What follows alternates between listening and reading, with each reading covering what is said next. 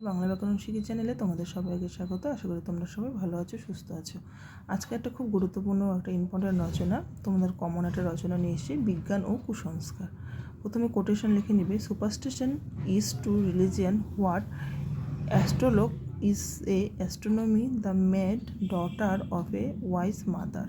এটা কোটেশনে লিখে নিবে, যার ইচ্ছা লিখবে, যার ইচ্ছা হবে না নাও লিখতে পারো। ভল দেয়ার। তোমরা পুরো ভিডিওটা দেখতে থাকো। তবে প্রথম পয়েন্ট হচ্ছে ভূমিকা। প্রাগৈতিহাসিক যুগে মানুষ ছিল প্রকৃতি নির্ভর। সূর্যগ্রহণ, চন্দ্রগ্রহণের মতন প্রাকৃতিক কর্মকাণ্ডের মধ্যেও কোনো জ্যোতির্বিজ্ঞানের অনিবার্যতাকে খুঁজে পায়নি। তাই তার দৈনন্দিন যা কিছু ভালো বা মন্দ ঘটেছে তার সব কিছুর পিছনে তাদের কল্পিত দেবদেবীর সু বা কুদৃষ্টির প্রভাব আছে বলে বিশ্বাস করেছে। কুসংস্কার কী? এই যে বিশ্বাস, যে বিশ্বাসের পিছনে কোনো যুক্তি নির্ভরতা নেই, কোনো তত্ত্বভিত্তিক প্রমাণাদি নেই, তাকেই বলে কুসংস্কার। বিজ্ঞান কি? বিজ্ঞান কথাটির অর্থ বিশেষ জ্ঞান, অর্থাৎ কোনো অজানা বিষয়ে পরীক্ষা নিরীক্ষার মধ্য দিয়ে কোনো বিশেষ সিদ্ধান্ত গ্রহণ। তারপরের পয়েন্ট, বিজ্ঞানের জয়যাত্রা।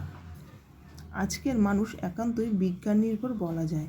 বিজ্ঞানের জালে আজ সে বন্দী। প্রত্যুষে ঘুম থেকে ওঠার পর থেকে রাত্রে নিদ্রাদেবীর কোলে আশ্রয় পর্যন্ত সে বিজ্ঞান নির্ভর।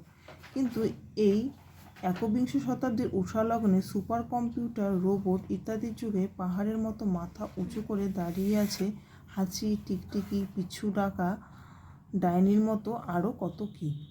তারপরের পয়েন্ট, সংঘাত। পৃথিবীর সহজ সত্যগুলো মানুষ যখন কুসংস্কারের অন্ধকারে ঢেকে ফেলে, নিজের চোখ বা কানের চেয়েও অন্যের বলা কথাকে সত্যি বলে মানতে থাকে, তখনই তৈরি হয় যুক্তি ও কুসংস্কারের মধ্যে সংঘাত। মানুষ পৃথিবীতে হয়ে উঠেছে শেষ প্রাণী, অথচ বিজ্ঞানের প্রবল তেজাগতির পথে বাধা হয়ে দাঁড়াচ্ছে কুসংস্কার। কুসংস্কারের বিভিন্ন প্রকাশ।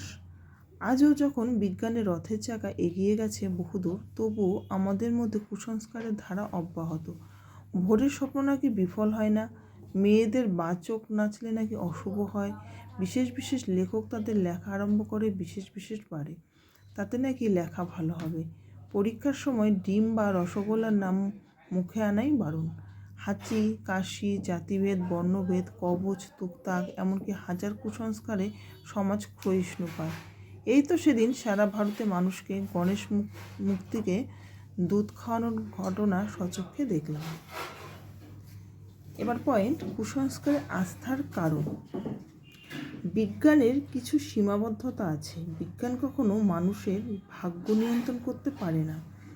বিজ্ঞান কোনো পরীক্ষাতে পরীক্ষার ফল ভালো করে দিতে পারে না। কোনো কঠিন রোগের রোগ নিরাময় শতকরা 100% নিশ্চয়তা কি কোনো চিকিৎসা বিজ্ঞান দিতে পারবে?